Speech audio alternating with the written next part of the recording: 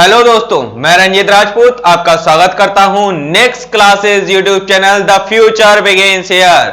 यहां आज हम लोग चर्चा करने वाले हैं भारतीय संविधान का परिचय। आखिर हमें इस संविधान की आवश्यकता क्यों पड़ी?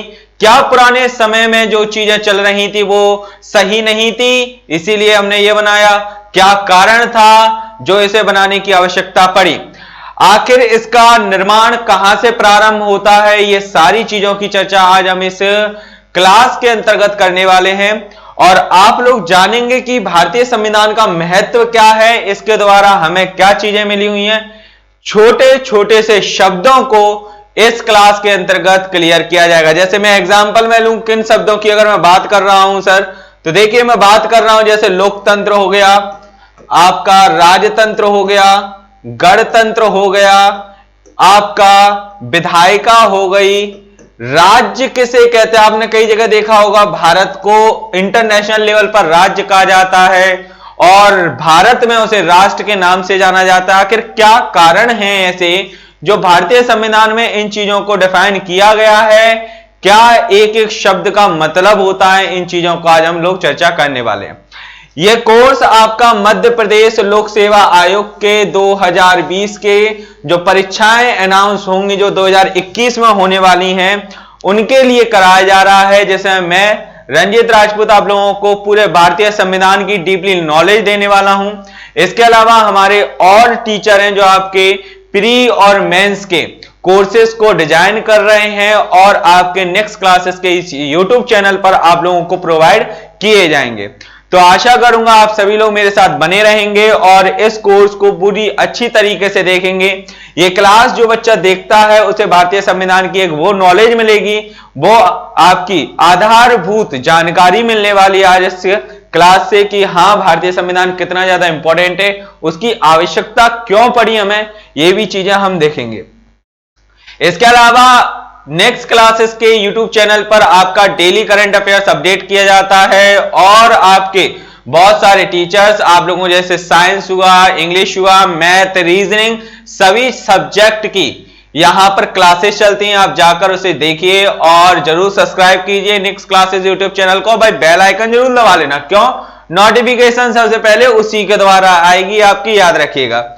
और इन क्लासेस की अगर पीडीएफ चाहते हैं आप लोग, तो पीडीएफ के लिए हमारे टेलीग्राम चैनल @next classes को जरूर सब्सक्राइब कर लीजिए, क्योंकि इसी के द्वारा आप लोगों को सभी पीडीएफ जैसे करंट अफेयर्स की हो गई, इंग्लिश का हो गया, हमारी टेस्ट सीरीज की सारी पीडीएफ आपको इसी टेलीग्राम चैनल पर मिलेंगी। और हमारी एक्टिविटीज के लिए हमें इंस्टाग्राम और फेसबुक पर हमें फॉलो भी कीजिए, ताकि आप लोग यहां पर हमारी एक्टिविटीज को देख सकते हैं, हमारे द्वारा क्या डाला जाता है। नेक्स्ट क्लासेस पे एमसीक्यूज वगैरह डाले जाते हैं, तो उन सबको भी आप लोग यहां पर देख सकते हैं। क्लियर? चलिए अब हम बात करते हैं कि भाई भारतीय संविधान, इंडियन कॉन्स्टिट्यूशन या कॉन्स्टिट्यूशन ऑफ इंडिया इसे कहा जाता है, आखिर इसकी आवश्यकता क्यों पड़ी?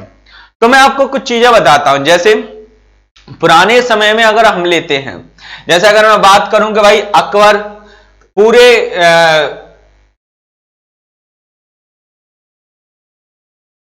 अकबर जो था पूरे मुगल साम्राज्य में सबसे अच्छा शासक माना जाता था। आपका अशोक, चंद्रगुप्त मौर्य, कनिष्क, विष्णुगुप्त, कई सारे लोग थे हमारे भारतीय इतिहास में। हर्यक वंश को ले लीजिए, गुप्त वंश को ले लीजिए, कुषाण वंश को ले लें, नंद वंश को ले लें, ऐसे कई वंश आपको मिलेंगे जिनका साम्राज्य एक बहुत बड़े लेवल पर गया और पूरे हिंदुस्तान को उन्होंने जीतकर अपनी मुट्ठी में करके रखा था। तो क्या उनका जो कानून था वो सही नहीं था? अगर उनका कानून सही नहीं होता तो भाई वो पूरे भारत पर किस तरीके से कब्जा कर पाते? अशोक पूरे हिंदुस्तान को कैसे हासिल कर पाता? अगर नंद वंश से बात करें तो मगध डायनेस्टी का अंतिम राजा था, मगध डायनेस्टी का नहीं, नंद वंश का अंतिम राजा था धनानंद, जो मगध डायनेस्टी पर बैठा हुआ था, वो किस तरीके से पूरे भारत पर कब्जा करे हुए था। ठीक, औरंगजेब जिसकी बात की जाए, अगर उसकी नीति सही नहीं होती तो वो किस तरीके से पूरे भारत पर कब्जा करता, उत्तर भारत और दक्षिण भारत तक उसने अपना साम्राज्य फैलाया। दिल्ली सल्तनत इतना बड़ा साम्राज्य था, आखिर वो किस तरीके से काम करता। तो बहुत सारे क्वेश्चन हैं, क्या हम उनकी नीतियों को यहां पर लाकर नहीं रख सकते? क्या वजह है हमने एक अलग से कॉन्स्टिट्यूशन ऑफ इंडिया का निर्माण किया? क्या वजह है? तो इसी वजह को जानने के लिए आज हम इस क्लास में इकट्ठे हुए हैं और इस क्लास को संपूर्ण रूप से देखेंगे। इसमें आपको छोटे छोटे शब्दों को भी क्लियर किया जाना है। चलिए, जैसे आपको मैं एक चित्र दिखाता हूं, यहां पर जैसे आप देखते होंगे पुराने समय में यहां पर आपको एक राजा दिखाई दे रहा है। क्या दिखाई दे रहा है भाई? एक राजा दिखाई दे रहा है। बाकी आपके राजमंत्री हैं, ये सभी लोग राजमंत्री हैं, राज दरबार सजा हुआ है और कुछ सिपाही है। ठीक, अब बात आती है सर कुछ चीजों की। जैसे मैं बात करूं, कानून बनाना है। क्या बनाना है भाई? कानून बनाना है हमें किसी चीज के लिए। ठीक, कानून बनाना है। इन सभी मंत्रियों के द्वारा क्या दी जाएगी भाई? इन सभी मंत्रियों के द्वारा दी जाएगी राजा को केवल क्या दिया जाएगा? सलाह। क्या दिया जाएगा भाई?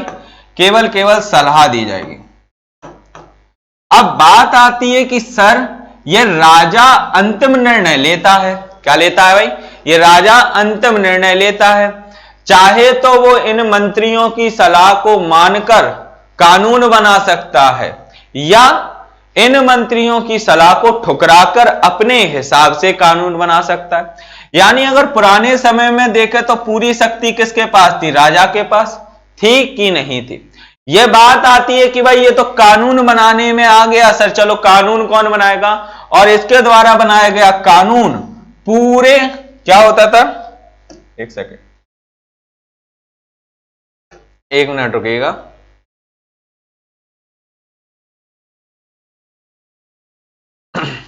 इसके द्वारा बनाया गया कानून संपूर्ण देश पर लागू होता था। क्या होता था भाई? संपूर्ण देश पर लागू होता था। ध्यान रखिएगा, क्लियर? यानी इसका जितना बड़ा साम्राज्य था उतने बड़े साम्राज्य पर लागू होता था। आज ऐसा है क्या? क्या आज भी हमारे देश में कोई एक व्यक्ति, यहां पर देखिए, यहां केवल एक व्यक्ति कानून बना रहा है। क्या बना रहा है भाई? एक व्यक्ति कानून बना रहा है। ठीक है, याद रखिएगा। अरे भाई,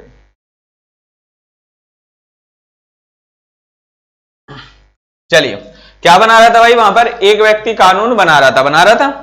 लेकिन आज आप देखते हो ये हमारा वर्तमान पार्लियामेंट है। क्या है ये? वर्तमान पार्लियामेंट है। ये मैंने लोकसभा की तस्वीर लेके रखी है। हमारे भारतीय संविधान में एक सदन है लोकसभा, जो संसद का पार्ट माना जाता है, उसका मैंने एक चित्र लेकर रखा है। आप देख रहे हो कितने सारे मेंबर्स बैठे हुए हैं। ये उसका सबसे बड़ा अधिकारी है, यानी लोकसभा अध्यक्ष जिसे हम कहते हैं। क्या कहते हैं? लोकसभा अध्यक्ष कहते हैं। ये सबसे बड़ा व्यक्ति है। जहां पुराने समय में संपूर्ण शक्ति एक व्यक्ति के पास थी, जबकि आज वर्तमान समय में संपूर्ण शक्ति डिवाइड है कानून बनाने की। क्या है भाई? कानून बनाने की संपूर्ण शक्ति डिवाइड है। अगर मानिए लोकसभा में बहुमत, आपने सुना होगा बहुमत। अब बहुमत क्या होता है उसके बारे में भी चर्चा करेंगे। बहुमत होगा तब लोकसभा से पास होगा। तो भाई केवल लोकसभा भी कानून नहीं बनाता। क्या है? भारतीय संविधान में केवल लोकसभा कानून नहीं बनाता भाई। लोकसभा से पास होने के बाद राज्यसभा जाएगा। राज्यसभा में भी इसी तरीके के मेंबर बैठे होते हैं, वो लोग भी डिस्कशन करते हैं। वहां पर भी बहुमत मिलना कंपलसरी है। अगर मिल जाता है तब जाकर वो कानून बनता है। लेकिन वो भी कानून केवल बनता है, लागू नहीं होता मेरे बच्चों। लागू कब होगा? जब देश का राष्ट्रपति उस पर हस्ताक्षर कर दे, तब जाके कानून लागू होता है। यानी सर पुराने समय में कुछ और था, आज कुछ और है। आज की व्यवस्था ज्यादा अच्छी है या पुराने समय की? तो कहा जाएगा बिल्कुल आज की व्यवस्था ज्यादा अच्छी है। क्यों? क्योंकि आज कई लोगों की बातें सुनी जाती हैं, समझी जाती हैं, उन पर निर्णय लिया जाता है। कोई कितना एग्री है किसी बात से, उस चीज को देखा जाता है। क्लियर? तो ये चीजें होती हैं। अगर हम बात करें कि सर अगर देखा जाए पुराने समय में निर्णय लेने की शक्ति, चलो आपका जो विधायिका या विधि बनाने की शक्ति थी पुराने समय में, वो किसके पास होती थी? राजा के पास होती थी। और आज वर्तमान समय में वो हमारे संसद के पास है। क्या है? संसद के पास है। आपके राज्य विधानमंडल के पास है। क्या है? राज्य विधानमंडल के पास है। ठीक, तो याद रखिएगा एक डिफरेंस तो भाई ये हो गया कि आखिर हमें पुराने समय में जो संविधान, जो नीतियां चली आ रही थी, जो व्यवस्थाएं थी, उनमें परिवर्तन करके हमें संविधान क्यों बनाना पड़ा, पहला बात। दूसरी बात क्या, सेकंड बात क्या है भाई, सेकंड बात यह है सर कि राजा जब हटता था तो राजा के बाद उसका पुत्र या बेटा या कोई राजशाही परिवार का सदस्य, क्या राजशाही परिवार का सदस्य ही क्या बनता था, अगला राजा बनता था। क्या बनता था भाई, अगला राजा बनता था। यानी किसी सामान्य व्यक्ति को उस पद पर बैठने का अधिकार कभी मिला नहीं, किसी को अपनी योग्यता दर्शाने का कभी मौका मिला नहीं। क्या आज भारतीय संविधान में, भारत के लोकतंत्र में ऐसी चीजें हैं? नहीं है सर। आज अगर मैं चाहूं तो मैं भी क्या कर सकता हूं, चुनाव लड़ सकता हूं, किसी जगह का प्रतिनिधित्व कर सकता हूं, आप चाहें तो आप भी कर सकते हैं। यहां देश का सबसे बड़ा व्यक्ति कौन है, राष्ट्रपति। मुझे बताइए कौन व्यक्ति है जो राष्ट्रपति का चुनाव नहीं लड़ सकता? बस उसकी कुछ कंडीशंस होती हैं जो हम आने वाले लेक्चरों में पढ़ने वाले हैं। टर्म्स ऑफ कंडीशंस को हम लोग जरूर पढ़ेंगे, क्यों, वो बहुत ज्यादा इंपॉर्टेंट होती हैं। क्लियर? जैसे राष्ट्रपति का चुनाव लड़ने के लिए आपकी आयु 35 वर्ष होनी चाहिए, भारत के नागरिक होने चाहिए, पागल दिवालिया नहीं होने चाहिए और लोकसभा के सदस्य बनने लायक होने चाहिए। तो आप क्या लड़ सकते हो, राष्ट्रपति का चुनाव लड़ सकते हो, मैं, आप, कोई भी लड़ सकता है। यानी हर व्यक्ति को आज वर्तमान समय में देश के सर्वोच्च पद पर बैठने का अधिकार है, बस कुछ कंडीशंस होनी चाहिए। तो ये कुछ चीजें हैं जो देखी जाए तो आपका रखा जाता था। आज अगर हम देखते हैं जैसे राजा का एक राज दरबार होता था, ठीक है, उसके मंत्री वगैरह पर के पदों पर केवल कुलीन या उच्च वर्ग के लोग बैठते थे, जो ज्यादा अमीर जागीरदार वगैरह होते थे। जबकि आज राष्ट्रपति, प्रधानमंत्री, मंत्रिमंडल, उनका जो भी होता है वो एक सामान्य व्यक्ति भी बन सकता है, कोई भी बन सकता है। तो कुछ कारण ऐसे थे जिनके कारण आज हमें अपने भारतीय संविधान को स्थापित करने का जरूरत आन पड़ी थी और हमने इसे स्थापित भी किया। अब आगे देखते हैं कि भाई कोई गलती हो जाती है, थर्ड चीज, कोई गलती हो जाने पर सजा देने का अधिकार क्या है, सजा देने का अधिकार किसका था भाई, राजा का। किसका था, राजा का अधिकार था। जबकि यहां पर आपको, हमको, हर किसी व्यक्ति को, अगर आपने कोई अपराध किया है तो उसका पहले क्या होता है भाई, न्याय निर्णयन होता है। क्या होता है, न्याय निर्णयन होता है। यानी पूरी जांच पड़ताल होती है, अगर वो व्यक्ति दोषी है तब उसको सजा मिलती है। वो भी ऐसे ही नहीं कि न्यायालय अपने मन से सजा दे दे, उसके लिए प्रॉपर कानून बना होता है कि अगर आपने ऐसा कृत्य किया है तो आपकी ये सजा होगी। जबकि पहले ऐसे कोई कानून नहीं होते थे, राजा को जो ठीक लगता था कि भाई ये गलत है तो गलत है, एकदम अर्जेंटली कानून बना दिया उन्होंने। जबकि आज एक पूरी प्रोसेस है, हर चीज है, जहां देश एक बिल्कुल प्रक्रिया में चलता है, वहां हमें संविधान की आवश्यकता जरूरी है, वहां संविधान होना आवश्यक है। इन्हीं कुछ कारणों से हमें संविधान की आवश्यकता को महसूस किया गया और हम लोगों ने भारतीय संविधान को बनाना भी प्रारंभ किया था। जैसे आप जानते हैं, भारतीय संविधान को बनाने के लिए कैबिनेट मिशन के द्वारा, या कहा जाता है कैबिनेट मिशन के द्वारा ही हमने भारतीय संविधान को बनाने के लिए संविधान सभा का निर्माण किया था। 389 मेंबर्स जो थे, 389 सदस्यों का चुनाव हुआ था, फिर उनके द्वारा संविधान को बनाया गया था। अब बात करते हैं कि सर भारतीय संविधान की परिभाषा क्या होगी, कि भारतीय संविधान क्या है, क्यों जरूरी है। ये तो मैंने आपको बता दिया जरूरी क्यों है। अब बात करते हैं भारतीय संविधान को आप डिफाइन कैसे करते हो, क्या समझते हो भारतीय संविधान के बारे में। तो देखिए डेफिनेशन में बिल्कुल स्पष्ट लिखा हुआ है कि किसी राष्ट्र या राज्य, पहले तो मैं आपको ये शब्द जो है ना इसके बारे में बता देता हूं। मैं भारत को राज्य भी कह रहा हूं, राष्ट्र भी कह रहा हूं। आखिर क्यों?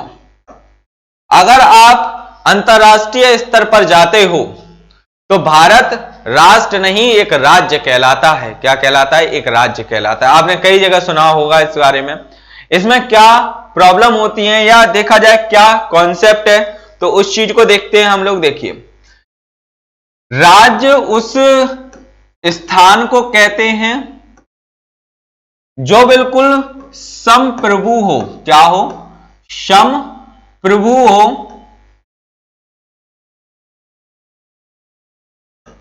अब ये क्या वाला है संप्रभु? संप्रभु का मतलब वो होता है जिस पर किसी अन्य देश का, अन्य स्थान का, अन्य साम्राज्य का, मतलब टोटली कहने का मतलब है किसी का भी अधिकार ना हो। क्या ना हो भाई? अधिकार ना हो। याद रखिएगा, उसके लिए कोई कानून ना बनाता हो। क्या ना बनाता हो? कोई कानून ना बनाता हो उस स्थान के लिए। वो क्या कहलाएगा? राज्य कहलाएगा। क्या कहलाएगा भाई? राज्य कहलाएगा। तो भाई हमारा जो भारत है, मुझे बताओ भारत को किस देश के द्वारा कानून बनाया जाता है? क्या चाइना हमारे लिए कानून बनाता है, या यूएसए हमारे लिए कानून बनाता है, या फ्रांस, ब्रिटेन, ऑस्ट्रेलिया, या अफ्रीका के कोई कंट्री, या कोई भी देश, या कोई स्थान विशेष के द्वारा हमारे लिए कानून बनाया जाता है? स्थान विशेष यानी जैसे हॉलैंड हो गया, पोलैंड, आपका नीदरलैंड हो गया, या किसी कंट्री के द्वारा, किसी डायनेस्टी के द्वारा कानून बनाया जाता है। जैसे मगध डायनेस्टी हो गई थी पुरानी, ठीक है, आज भी महाजनपद स्थित है, ठीक, अलग अलग राज्यों में स्थित है, या कोई साम्राज्य चल रहा है, या यूनाइटेड किंगडम में जो राजशाही परिवार चलता है उसके द्वारा हमारे देश के लिए कानून बनाया जाता है? नहीं। यानी हम बिल्कुल क्या है? संप्रभु हैं, स्वतंत्र हैं, हमारे लिए कोई कानून नहीं बनाता। लेकिन सर एक चीज आप कह रहे हो कि संप्रभु का मतलब होता है कि भारत अपने लिए अपनी मर्जी से राष्ट्रीय अंतरराष्ट्रीय स्तर पर कानून बनाएगा, अपने विदेशी संबंधों को स्वयं स्थापित करेगा, किसी के अधीन काम नहीं करेगा। मैंने कहा बिल्कुल सही है। लेकिन सर आप थोड़ा सा गलत बता रहे हो। क्या? मैंने कहा भाई क्या दिक्कत है गलत बताने में? कि सर अगर भारत को देखा जाए तो, मैंने कहा बिल्कुल भाई क्या बात है, यूनाइटेड नेशन ऑर्गेनाइजेशन, संयुक्त राष्ट्र संघ, SAARC, BRICS, SCO, Shanghai corporation organisation, ऐसे कई ग्रुप्स का मेंबर है सर। मैंने कहा यार बात तो सही है, मेंबर तो है। तो सर यूनाइटेड नेशन ऑर्गेनाइजेशन के कानून भारत पर लागू होते हैं, सार्क के कानून भारत पर लागू होते हैं, ब्रिक्स के कानून भारत पर लागू होते हैं, एससीओ के कानून भारत पर लागू होते हैं। मैंने कहा बात तो सही है, लागू तो होते हैं, तो फिर भाई सर आप कैसे कह सकते हो भारत समप्रभु है? बात है कि नहीं है? मैंने कहा यार बात सही है। एक जगह मुझे दिखाई दे रहा है कि कोई देश, स्थान या साम्राज्य भारत के लिए कानून नहीं बना सकता। बात सही है, ये भी सही है। और आप दूसरी जगह ये भी कह रहे हो कि भाई यूएनओ, सार्क, ब्रिक्स और एससीओ पर भारत के कानून लागू होते हैं, तो भारत संप्रभु तो नहीं है। मैंने कहा ऐसा नहीं है, संप्रभु है। क्यों है सर? आखिर संप्रभु है तो क्यों है? आपकी डेफिनेशन के हिसाब से ही हम लोग आंसर दे रहे हैं। तो भाई इसीलिए है। मुझे बताओ भारत पर किसी का प्रेशर है कि आपको यूएनओ ज्वाइन करना ही होगा? भारत पर किसी का प्रेशर है सार्क ज्वाइन करना ही होगा, ब्रिक्स ज्वाइन करना ही होगा, एससीओ ज्वाइन करना ही होगा? मैंने कहा नहीं है। आप ही लोग बताइए है क्या? नहीं है ना? तो सिंपल सी बात है, इंडिया स्वयं का निर्णय लेने के लिए स्वतंत्र है। क्या है? स्वतंत्र है। वो किसी भी ग्रुप को ज्वाइन कर सकता है, किसी भी ग्रुप से पुल आउट कर सकता है, यानी निकल सकता है। तो निर्णय कौन ले रहा है? कोई अदर साम्राज्य ले रहा है, अलग कंट्री ले रही है, अलग संस्था ले रही है, या स्वयं भारत ले रहा है?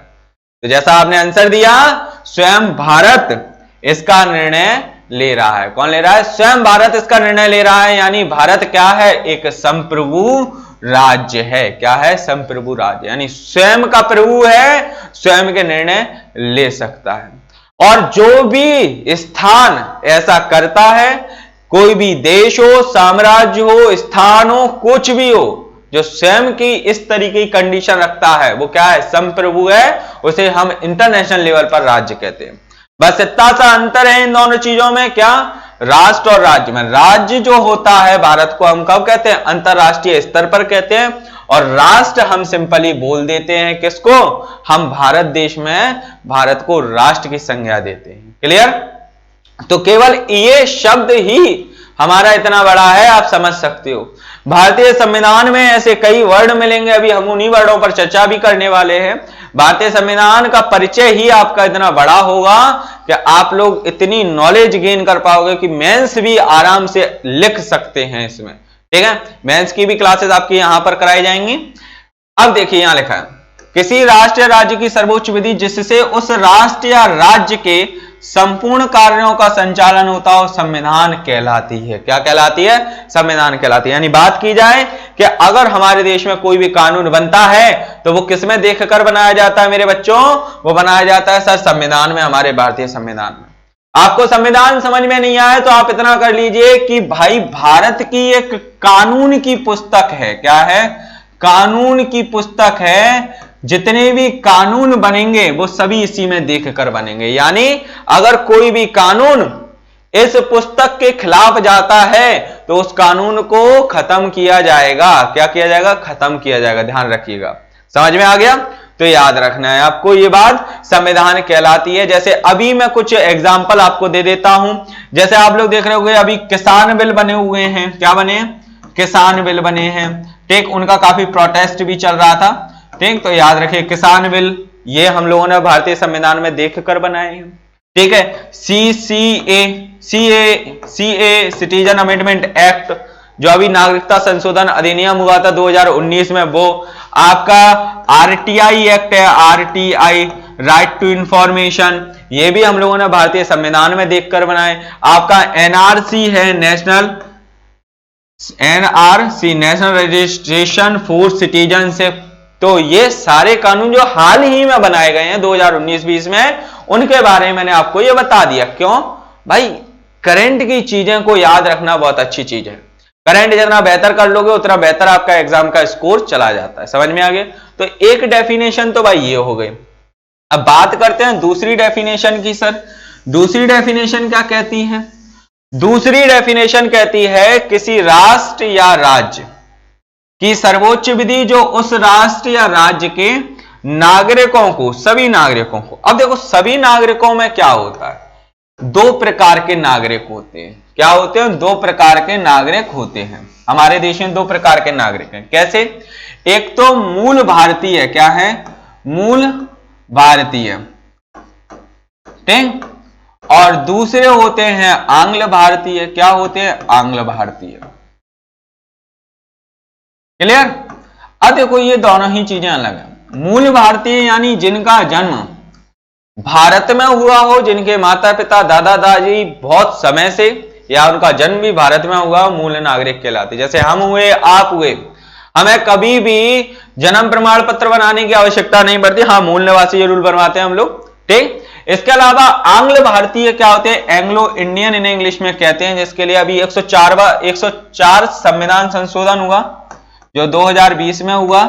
इसमें क्या किया गया? जो लोकसभा में आपकी 545 सीटें थी उसमें 543 इलेक्टेड होते थे। दो एंग्लो इंडियंस जो होते थे, प्रेसिडेंट ऑफ इंडिया उसे क्या करता था? नॉमिनेट करता था, यानी मनोनीत करता। वो हम आगे समझेंगे। इनकी संख्या को हटा दिया तो अभी वर्तमान में लोकसभा में 543 मेंबर्स हैं टोटल। ठीक है, याद रखिएगा। और राज्यों में भी थे, एक एक सदस्य राज्यपाल मनोनीत करता था, उनको भी हटा दिया गया है। ठीक है, तो 104वां संशोधन आपका इन्हीं से संबंधित है। तो इंपॉर्टेंट क्वेश्चन है। आंग्ल भारतीय वो भारतीय होते हैं जिन्हें भारत की सभ्यता, भारत का एटमॉस्फेयर, भारत का कल्चर बहुत अच्छा लगा। भारत में उन्होंने काफी अच्छा डेवलपमेंट किया है, तो वो भारत में ही निवास करने लगे, बट मूल रूप से वो भारत के नहीं है। यानी उनका जन्म किसी अदर कंट्री में हुआ हो या उनके माता पिता किसी अदर कंट्री के हों, ठीक, वो बस भारत में रह रहे हो काफी लंबे समय से, उन्हें भारत की सिटीजनशिप मिल जाती है, वो आंग्ल भारतीय। तो उन सभी लोगों को, चाहे वो आंग्ल भारतीय की लिस्ट में हो चाहे मूल भारतीय की लिस्ट में हो, अगर उन्हें मौलिक अधिकार सौंपती है। अब बात आती है मौलिक अधिकार क्या होते हैं, ठीक, तथा उनकी रक्षा की गारंटी देती है, संविधान कहलाती है। क्या कहलाती है? संविधान कहलाती है। क्लियर? अब बात आती है सर मौलिक अधिकार क्या है। मैंने कहा बिल्कुल देख लेते हैं भाई, मौलिक अधिकार क्या है वो भी देख लेते हैं, थोड़ा सा बात करते हैं उनके ऊपर भी।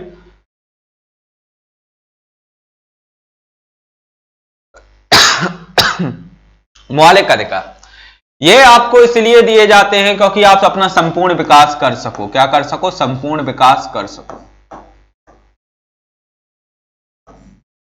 अब मौलिक अधिकारों में कुछ चीजें होती हैं, जैसे आपको पता है मूल संविधान में 7 मौलिक अधिकार थे, वर्तमान में केवल 6 मौलिक अधिकार दिए गए हैं। मैं यहां पर एक एक से सभी का लिखे देता हूं, जरा सा थोड़ा थोड़ा लिखे देता हूं। जैसे समानता का अधिकार था, राइट टू इक्वालिटी, ठीक। दूसरी चीज आपका स्वतंत्रता का अधिकार था, राइट टू फ्रीडम, स्वतंत्रता का अधिकार था। तीसरा आपका शोषण के विरुद्ध अधिकार था, क्या था? शोषण के विरुद्ध अधिकार था। इनको हम लोग बहुत डिटेल में पढ़ने वाले हैं, ठीक, याद रखिएगा। मेरे द्वारा पूरी इंडियन पॉलिटी पढ़ाई जाएगी आपको यहां पर। इसके बाद में फोर्थ था आपका धार्मिक स्वतंत्रता का अधिकार, क्या था? धार्मिक स्वतंत्रता का अधिकार, ठीक। इसके बाद में बात करते हैं क्या आपका पांचवा होता है आप लोगों का भाषा व संस्कृति का अधिकार। क्या होता है? भाषा व संस्कृति का अधिकार।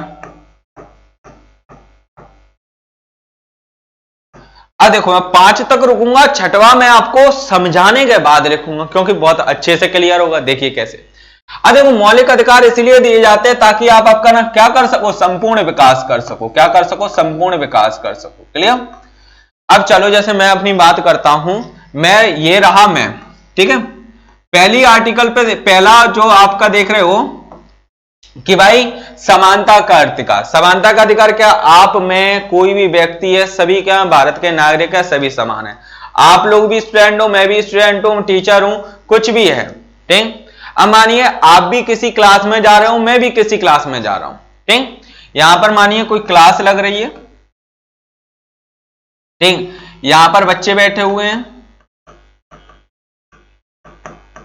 गर्ल्स एंड बॉयज सभी लोग बैठे हैं, कोई ऐसा नहीं है कि नहीं बैठा हो, ठीक है। अब बात आती है क्या है, यहां पर हमारे टीचर भी बैठे हुए हैं। क्या बैठे हुए हैं? ये मानिए हमारे टीचर हैं, पढ़ा रहे हैं। चलो भाई मैं भी कहता हूं कि भाई मुझे भी एडमिशन लेना है इस क्लास में। क्या कहूं? कि मुझे भी एडमिशन लेना है सर। लेकिन ये सर कहें नहीं भाई तू नहीं ले सकता। मुझसे क्या कर दिया कि तू नहीं ले सकता। मैंने कहा सर क्या वजह है? क्या इस क्लास में, ये जो क्लास है, क्या इस क्लास में केवल गर्ल्स हैं? नहीं, गर्ल्स नहीं है, बॉयज भी बैठे हुए हैं। यहां पे देखिए ये गर्ल्स है, ये बॉयज है, ये बॉयज है, देन ये गर्ल्स है। मैंने कहा गर्ल्स और बॉयज बैठे हुए, मैं बॉयज की कैटेगरी में आता हूं, सर मैं बैठ सकता हूं इसमें। फिर ये मना कर दिया कि नहीं बैठोगे आप। मैंने कहा सर आपको क्या प्रॉब्लम है? आप फीस लीजिए, आप फीस लीजिए अपनी। हाँ मैं अगर क्लास में उपद्रव मचाता हूं, आप मुझे निकालने के अधिकारी हैं। अगर मैं क्लास में शांति से बैठकर पढ़ना चाहता हूं तो आप क्या करोगे? सर पढ़ने दीजिए, क्या दिक्कत है? नहीं भाई तू नहीं पढ़ सकता। मैंने कहा रीजन क्या है? सर ने कहा भाई तू काला है।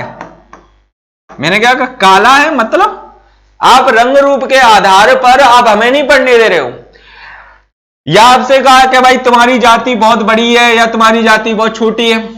याद रखिएगा मैं किसी जाति धर्म किसी चीज को नहीं मानता हूं, ना किसी पॉलिटिकल पार्टी से बिलोंग करता हूं। मैं सिर्फ आपको समझाने के लिए चीजों का प्रयोग करूंगा, शब्दों का प्रयोग करूंगा जो भारतीय संविधान में लिखे गए हैं। इसके अलावा नेक्स्ट क्लासेस की पूरी टीम किसी जाति धर्म और किसी पार्टी को बिलोंग नहीं करती है, याद रखिएगा।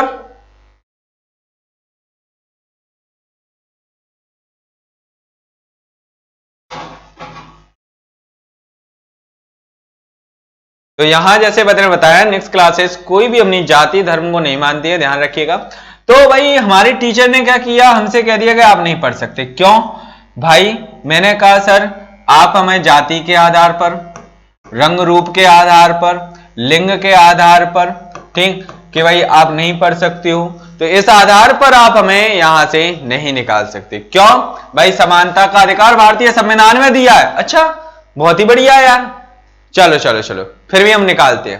मैंने कहा फिर भी निकाल दिया यार। चलिए एक चीज ही हो गई एग्जांपल। दूसरा स्वतंत्रता का अधिकार। स्वतंत्रता का अधिकार क्या कहता है कि आपको हर तरीके की स्वतंत्रता है, ठीक है, बढ़िया है, चीजें हैं। आप किसी भी पब्लिक प्लेस पर घूम सकते हो, कुछ भी कर सकते हो, ठीक है, आपको सारी चीजें हैं। स्वतंत्रता का अधिकार है, आप भ्रमण कर सकते हो कहीं पे भी, ठीक है, जा सकते हो। आर्टिकल 19 में बताया गया। आर्टिकल 20 में आपको जो है दोष सिद्धि से संरक्षण बताया गया कि आपको बिना किसी कानून, किसी अपराध के दोषी सिद्ध नहीं किया जाएगा, न्यायालय उसका निर्णय करेगा, आपको प्राण और दैहिक स्वतंत्रता का अधिकार है, सारी चीजें हैं। ठीक, अब मानो ये सारी चीजें, अब शोषण के विरुद्ध अधिकार है। मानिए मैं किसी कार्य को नहीं करना चाहता, ठीक, क्या भाई है, मानिए कोई व्यक्ति, बहुत बड़ा व्यक्ति मेरे पास आया, उसने कहा कि भाई मैं तेरे को इतने रुपए दूंगा, तेरी जिंदगी भर मस्त कटेगी, 7 पीढ़ियां अच्छे से गुजरेंगी। मैंने कहा बहुत बढ़िया चीज है सर। उन्होंने कहा कि आप आइए हमारे टॉयलेट को साफ कीजिए। मैंने कहा ये नहीं हो सकता। क्यों? मैं अपने आत्मसम्मान को नहीं बेच सकता, मैं कोई और वर्क करूंगा। हाँ मैं टीचर हूं, आप मुझसे एक टेक्निकल वर्क करा लीजिए, किसी को चीजों को सिखवा लीजिए, मैं कर लूंगा। ठीक, कोई स्टैंडर्ड काम बता दीजिए मेरी लेवल का। मैं ये वर्क नहीं करता, लेकिन फिर भी मेरी कन्वर्टी पर बंदूक रखकर अगर वो कहे कि नहीं भाई करना पड़ेगा, तो तब तो करना पड़ेगा, नहीं तो जिंदगी निपट लेगी, तब दिक्कत हो जाएगी है। लेकिन फिर भी शोषण तो हुआ। शोषण का मतलब होता है बिना इच्छा के द्वारा किया गया कार्य या कराया गया कार्य आपका शोषण कहलाता है। ध्यान रखिएगा, धार्मिक स्वतंत्रता का अधिकार, अगर मानिए मैं हिंदू हूं, इस्लामिक हूं, जैन हूं, बौद्ध हूं, सिख हूं, ईसाई हूं, मैं किसी धर्म को पूजता हूं, तो भाई मुझे जिस धर्म में अच्छा लगेगा मैं उसमें ही जाऊंगा। लेकिन कोई मेरी कनपट्टी पर बंदूक रख के कहे नहीं आप हमारे धर्म को अपनाइए, हाँ उस टाइम पे अपना लेना, कोई खोपड़ी उड़ जाएगी। ठीक, तो हाँ अब बात आती है कि सर ये सारी चीजें दे तो दी, बहुत बढ़िया है, भाषा संस्कृति का अधिकार है। अब जैसे ये टीचर है हमारे, जो मैंने आपको बताया कि ये टीचर अगर मुझे क्लास में नहीं लेते, मैंने कह दिया भारतीय संविधान में लिखा गया है, तो इन्होंने कहा ठीक है लिखा गया तो लिखा रहने दो, क्या कर लोगे, लिखाई तो गया, उसकी कोई गारंटी है कि नहीं है, आपकी रक्षा हम करेंगे। मैंने कहा बिल्कुल ऐसा। जो 6वां आर्टिकल है वो है संवैधानिक उपचारों का अधिकार। संवैधानिक उपचारों का अधिकार, यही है 6वां आर्टिकल। और ये आर्टिकल आता है आर्टिकल 32 में, जैसे भारतीय संविधान की आत्मा क्या है, भारतीय संविधान की आत्मा का है, किसने, बी.आर. अम्बेडकर ने, भारतीय संविधान के पिता ने। क्योंकि अगर मुझे समानता का अधिकार है, लिखा है, लेकिन उसकी रक्षा की गारंटी नहीं होगी, तो मैं जाकर शिकायत कहां करूंगा, तो आर्टिकल 32 के द्वारा सुप्रीम कोर्ट हमारे मौलिक अधिकारों की रक्षा की गारंटी करता है। आर्टिकल 226 के द्वारा अपना हाई कोर्ट हमारे मौलिक अधिकारों की रक्षा की गारंटी देता है। ध्यान रखिएगा। तो भाई ये सारी चीजें लिखी गई हैं, ये सारी चीजें ऑल देम कहां लिखी गई हैं, संविधान में। कहां लिखी गई है, संविधान में। तो संविधान क्या करता है, हमें संपूर्ण विकास के लिए मौलिक अधिकार देता है, उनकी रक्षा गारंटी भी देता है। तो ऐसी कोई भी पुस्तक जहां ये सारी चीजें लिखी हैं, तो हमारे वो सारी चीजें कहां लिखी हैं, भारतीय संविधान में लिखी हैं। तो संविधान क्या हो गया, वह राष्ट्र की सर्वोच्च विधि, सबसे बड़ी विधि, जिसमें संपूर्ण मौलिक अधिकार लिखे हों तथा उनकी रक्षा की गारंटी भी कहां लिखी है, संविधान में लिखी है। तो क्या हो गया, ये संविधान हो गया। तो डेफिनेशन आपको क्लियर हो रही होंगी, आशा करता हूं मैं। आगे बढ़ते हैं, तो देखिए आगे चलते हैं। थर्ड डेफिनेशन कॉन्स्टिट्यूशन की क्या कहती है, तीसरी जो आपकी देखी जाएगी वो क्या कहता है, देखिए तीसरा कहता है किसी राष्ट्र या राज्य की वह सर्वोच्च विधि, क्या है भाई, किसी राष्ट्र या राज्य की वह सर्वोच्च विधि जो उस राष्ट्र या राज्य की विधायिका, कार्यपालिका और न्यायपालिका की स्थापना करती हो तथा उनको अधिकार सौंपती हो और उनके कर्तव्यों को बताती हो, संविधान कहलाती है। यानी सर बात आती है अब किसकी, कि भैया विधायिका क्या होती है, कार्यपालिका क्या होती है, आपने सभी ने नाम सुन के रखे होंगे, न्यायपालिका क्या होती है। सभी बच्चे इस चीज से भली भांति वाकिफ हैं, लेकिन इनके अर्थों को जानने में गलती कर देते हैं कई बार। अगर 3 नंबर में मध्य प्रदेश में ही क्वेश्चन आ जाता है कि भाई लिखिए, तो क्या लिखोगे कि न्यायपालिका क्या है, विधायिका क्या है, कार्यपालिका क्या है, तो क्या आंसर होगा भाई, छोटे छोटे से क्वेश्चन 2-3 लाइन के अंदर आंसर, 2 लाइन के अंदर आपको 3 से 4 नंबर दिलाए जाएंगे, बड़े अच्छे से क्वेश्चन है। तो देखिए मैं आपको एक चीज बताता हूं, न्यायपालिका, इंडियन गवर्नमेंट का पूरा स्ट्रक्चर यहां पर बनाकर दिया गया है। क्या दिया गया, पूरा स्ट्रक्चर आपको यहां पर ड्रॉ करके दिया गया है बहुत अच्छे से। तो आप इसको देख सकते हो, जैसे इंडियन गवर्नमेंट 3 पार्ट में टूटा हुआ है। क्या टूटा हुआ? 3 पार्ट में टूटा है, जुडिशरी, एग्जीक्यूटिव और लेजिस्लेचर। क्या है? जुडिशरी, एग्जीक्यूटिव और लेजिस्लेचर। मतलब क्या होता है? जुडिशरी का मतलब होता है न्यायपालिका। क्या होता है? न्यायपालिका। एग्जीक्यूटिव का मतलब होता है आपका कार्यपालिका। क्या होता है? कार्यपालिका। और लेजिस्लेचर का मतलब होता है मेरे बच्चों विधायिका। क्या होता है? विधायिका।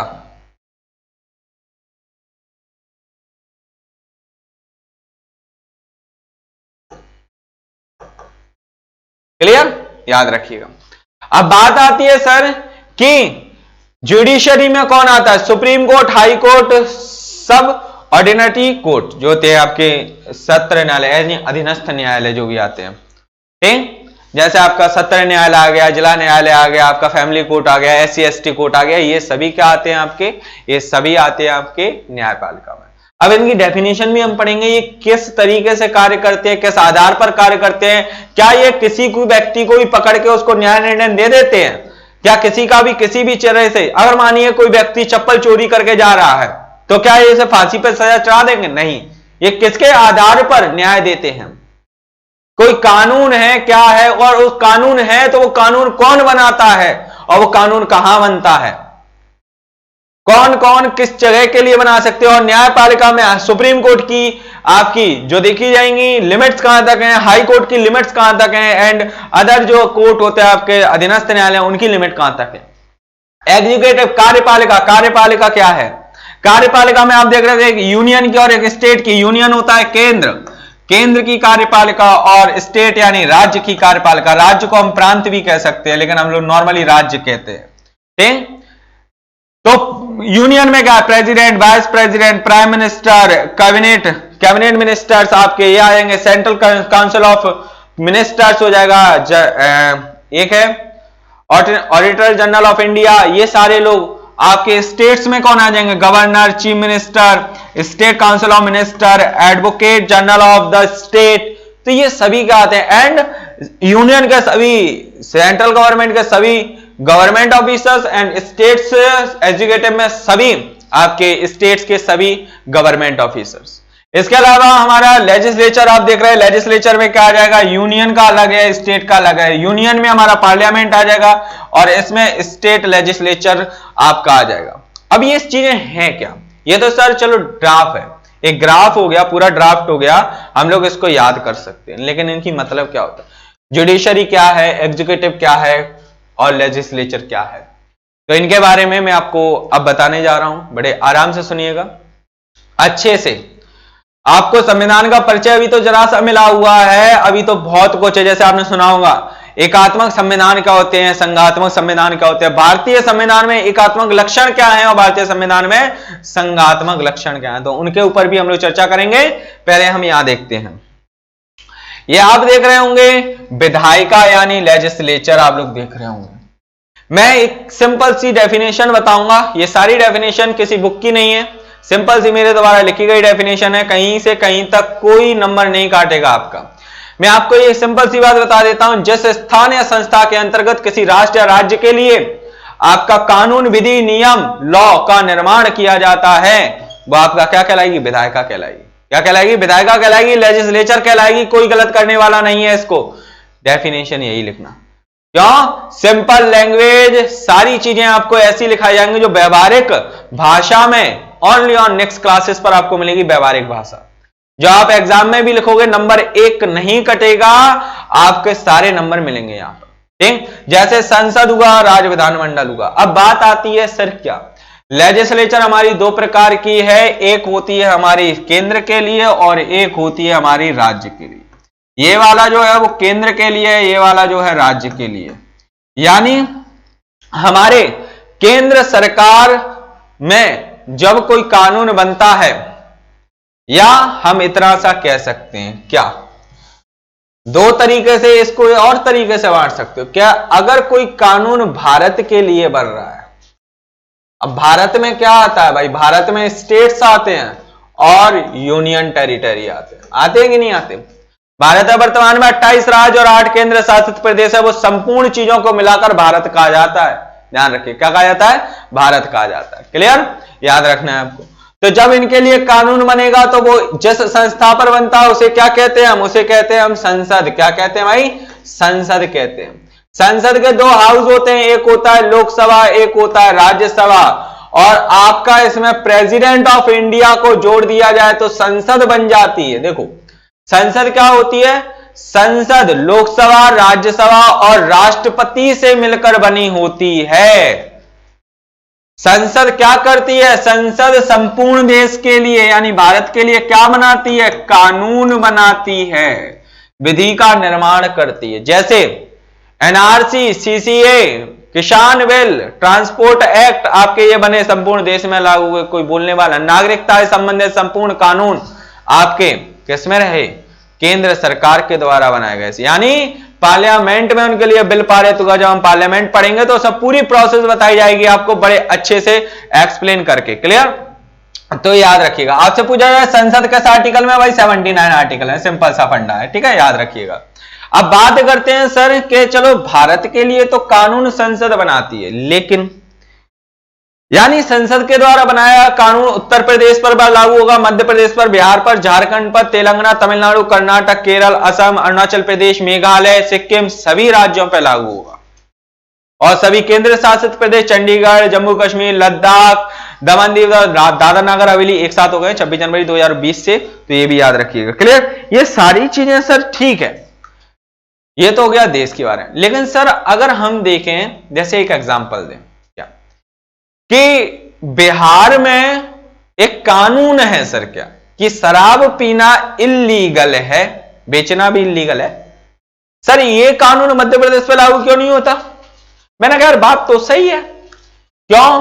क्योंकि हर राज्य को अपने लिए कानून बनाने का अधिकार है। यानी जहां प्रत्येक राज्य अपने लिए कानून बनाता है, प्रत्येक राज्य अपने लिए कानून बनाता है, उसे क्या कहते हैं? उसे कहते हैं राज्य विधानमंडल। क्या कहते हैं? राज्य विधानमंडल। एक एग्जांपल देता हूं, बड़ा फैमिलियर एग्जांपल है आप लोगों के लिए, जो आप सभी लोग इससे बड़े अच्छे से वाकिफ होंगे। मैं भी वाकिफ हूं, आप भी वाकिफ होंगे। जैसे एग्जांपल देता हूं, क्या देखिएगा, मैं आपको बताता हूं किस चीज को लेकर। एक सेकंड, बैकग्राउंड चेंज करते हैं थोड़ा सा। हाँ ये ठीक है ना, बैकग्राउंड इस पे अच्छा लगता है। तो देखो आपको चीजें बताता हूं क्या। जैसे आपके घर में एक मुखिया होता है, क्या होता है? मुखिया। मुखिया को हम ले लेते हैं क्या? पापा ले लेते हैं। क्या ले लेते हैं? पापा जी। ठीक है, ये रहे हमारे पिताजी। अब इन्होंने कोई कानून बनाया, इन्होंने क्या बनाया? एक नियम बनाया, कानून बनाया। इन्होंने कहा कि रात के 10 बजे से पहले पहले पूरे घर के मेंबर घर में होने चाहिए। क्या होने चाहिए? घर में होने चाहिए। ये कानून किस पर लागू होगा? हमारे प्यारी मम्मी पर भी लागू होगा। क्या होगा? हमारी प्यारी मम्मी पर भी लागू होगा, मेरे बड़े भाई हैं उन पर भी लागू होगा,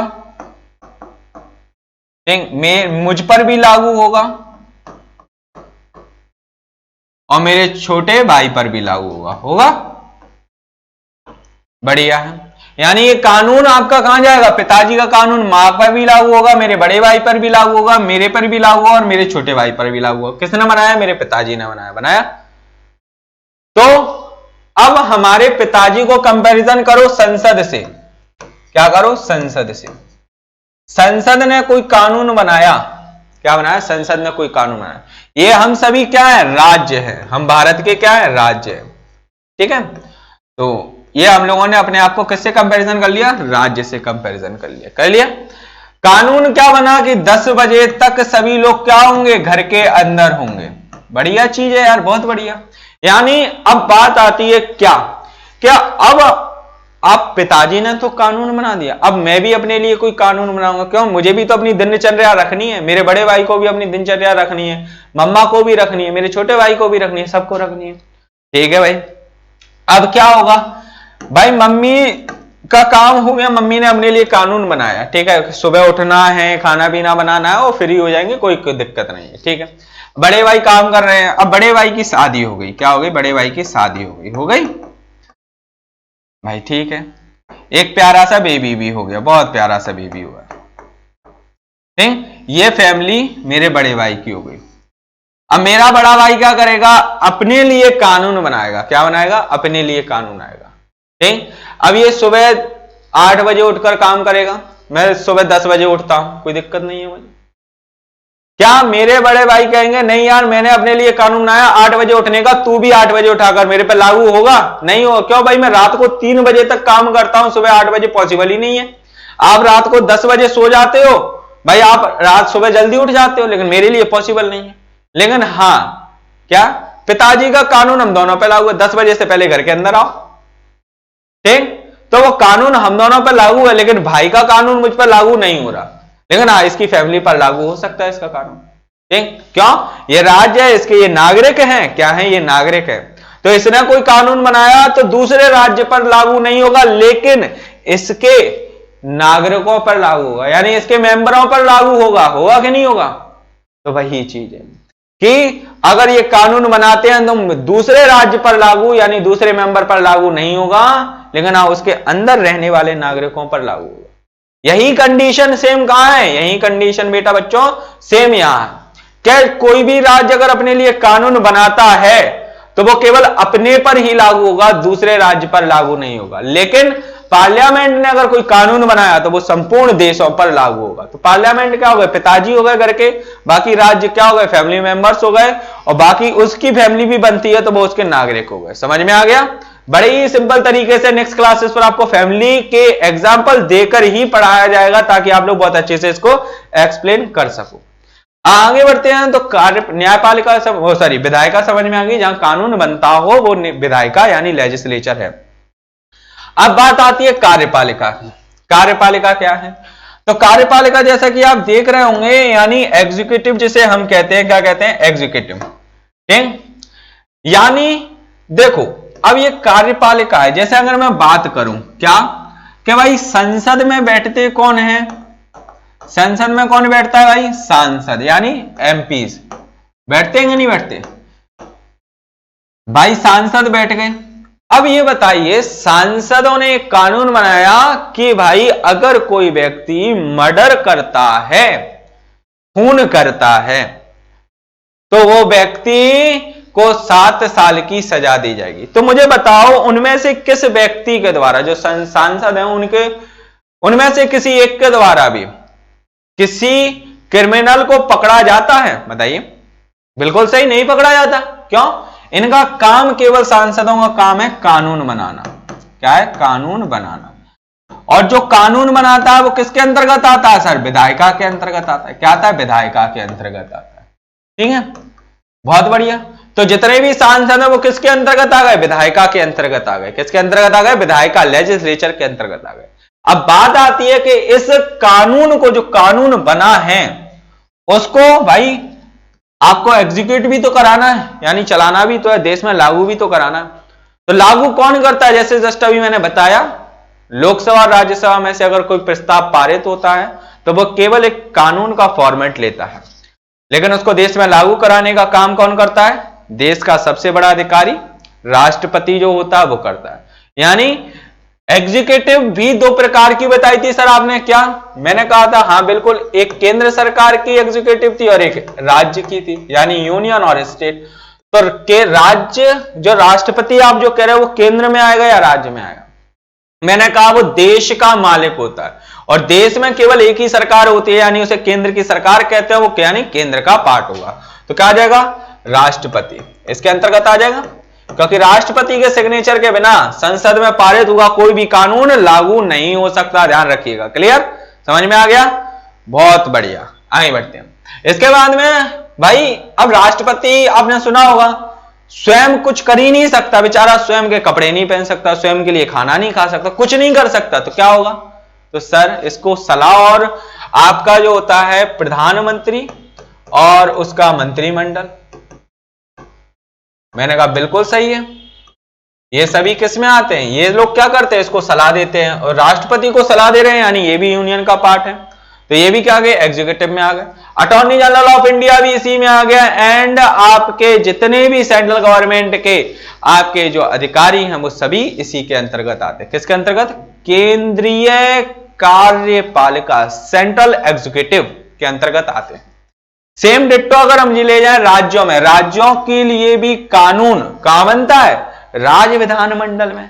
राज्य विधानमंडल के हाउस जैसे विधानसभा विधान परिषद होते हैं, उनमें से पास होने के बाद केवल कानून का फॉर्मेट लेता है, लेकिन जब तक स्टेट गवर्नर ऑफ स्टेट उस पर सिग्नेचर नहीं करेगा वो लागू नहीं होगा। ठीक है, यानी इसके अंतर्गत कौन आएगा? राज्यपाल। राज्यपाल की कंडीशन सेम डिट्टो है राष्ट्रपति जैसी। ठीक, वो भी कुछ नहीं कर सकता बेचारा अपने मन से, तो उसको भी सहायता एवं सलाह देने के लिए कौन होता है? सीएम और उसका मंत्रिमंडल। क्या होता है? उसका मंत्रिमंडल। ठीक है, याद रखिएगा। तो ये सारे लोग होते हैं, और जितने भी राज्य के ऑफिसर हैं वो सभी किस में आते हैं? राज्य की कार्यपालिका, एग्जीक्यूटिव ऑफ स्टेट्स। तो ध्यान रखेंगे, कोई परेशानी है इसमें? तो भाई कार्यपालिका क्या करती है सर? कार्यपालिका सर ये करती है कि जो विधायिका है, क्या है सर? जो विधायिका है उसने जो कानून बनाया है, क्या बनाया है? विधायिका ने जो कानून बनाया है उसको सुचारू रूप से चलाने या लागू करवाने का दायित्व कार्यपालिका का होता है। और कार्यपालिका दो तरीके की होती है, यहां मैंने स्पष्ट लिख दिया। जिस प्रकार विधायिका के दो भाग है, विधायिका के दो भाग थे, एक देश के लिए बना रही थी उसका नाम क्या था? संसद, और एक राज्य के लिए बना रही थी उसका नाम क्या था? राज्य विधानमंडल। इसी तरीके से विधायिका के भी दो पार्ट हैं आपके। प्रत्येक राज्य की विधायिका राज्य विधानमंडल होती है, और एक जो संपूर्ण देश के लिए कानून बनाती है उसे क्या कहते हैं? संसद कहते हैं। उसी तरीके से देखा जाए तो उसी प्रकार से कार्यपालिका भी दो प्रकार की होती है। केंद्र की कार्यपालिका जिसमें राष्ट्रपति, प्रधानमंत्री और उसका मंत्रिमंडल तथा सभी केंद्र के सरकारी अफसर उसमें आते हैं। जो चीज मैंने सिखाई वही मैंने यहां पर लिख दी। तो मैं आपको कोई भी ऐसी चीज नहीं सिखाऊंगा, या नेक्स्ट क्लासेस पर कोई भी ऐसी टफ लैंग्वेज का यूज नहीं किया जाएगा जो आपको आए ना। आप नॉर्मल उसको लिख सकते हो बड़े अच्छे तरीके से। मेंस के लिए यहां पर तैयारी कराई जाएगी आपकी।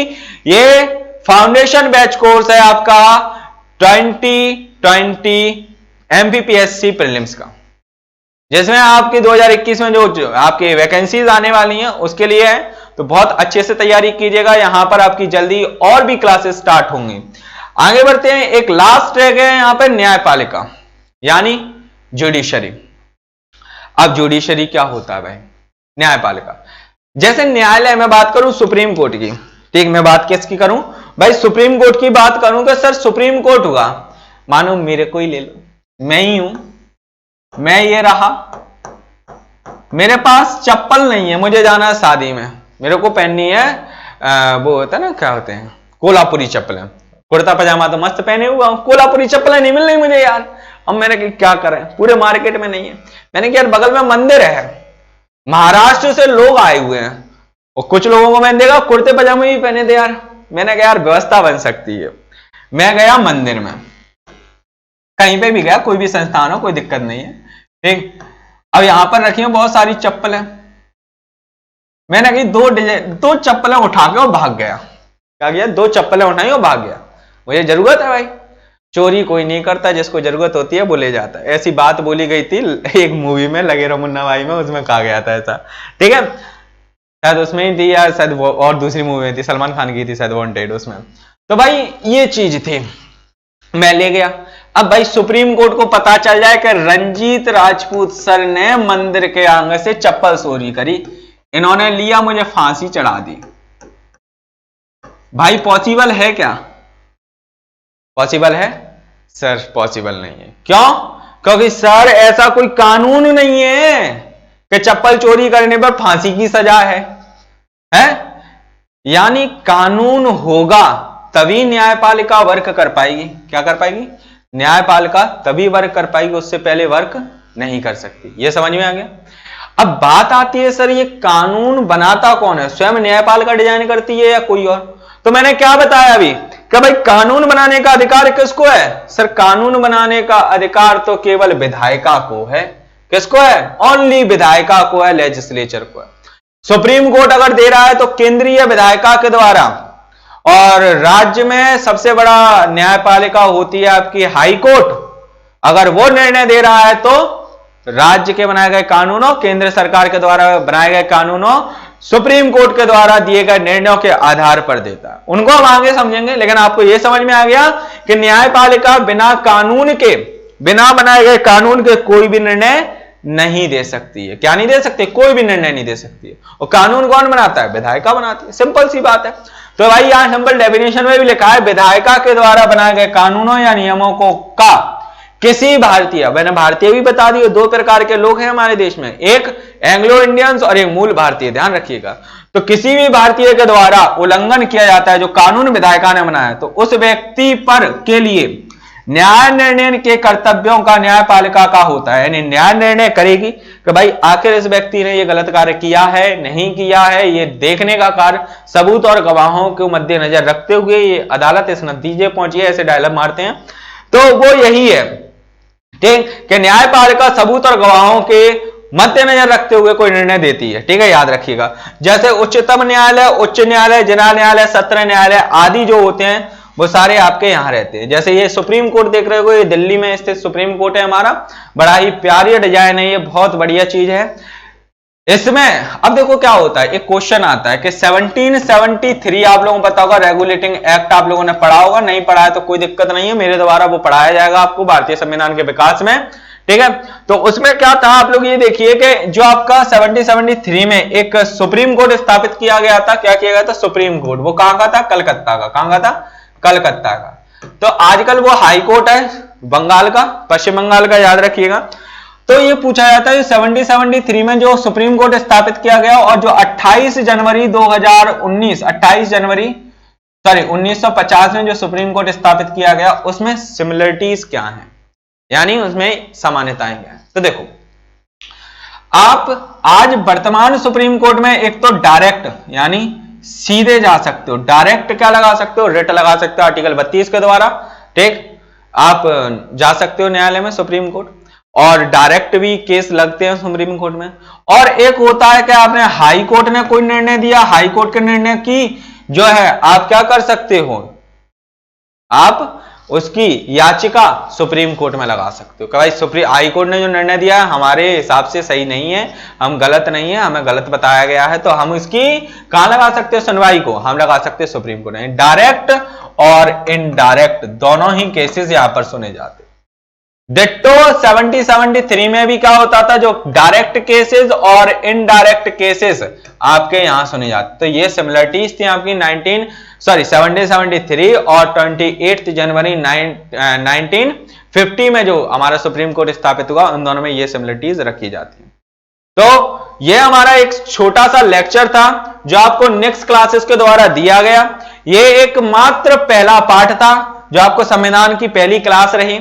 आप कमेंट करके जरूर बताइएगा कि आपको क्या सीखने को मिला, क्या जानने को मिला। अगली क्लास में हम लोग क्या सीखने वाले हैं कि भारतीय संविधान में एकात्मक लक्षण क्या है, संघात्मक लक्षण क्या है, ठीक है, आखिर भारतीय संविधान किस तरीके की प्रवृत्ति रखता है, एकात्मक और संघात्मक लक्षणों में क्या अंतर होता है, कौन कौन से देश इस प्रकार के संविधान को रखते हैं, तो इसके ऊपर चर्चा करेंगे। और अगर आप लोगों ने अभी तक हमारे नेक्स्ट क्लासेस को सब्सक्राइब नहीं किया तो भाई सब्सक्राइब कर लो, बेल आइकन प्रेस कर लो, और यहां पर डेली करंट अफेयर्स भी डलता है, उसे भी देखते रहिएगा। थैंक यू, नमस्कार, जय हिंद।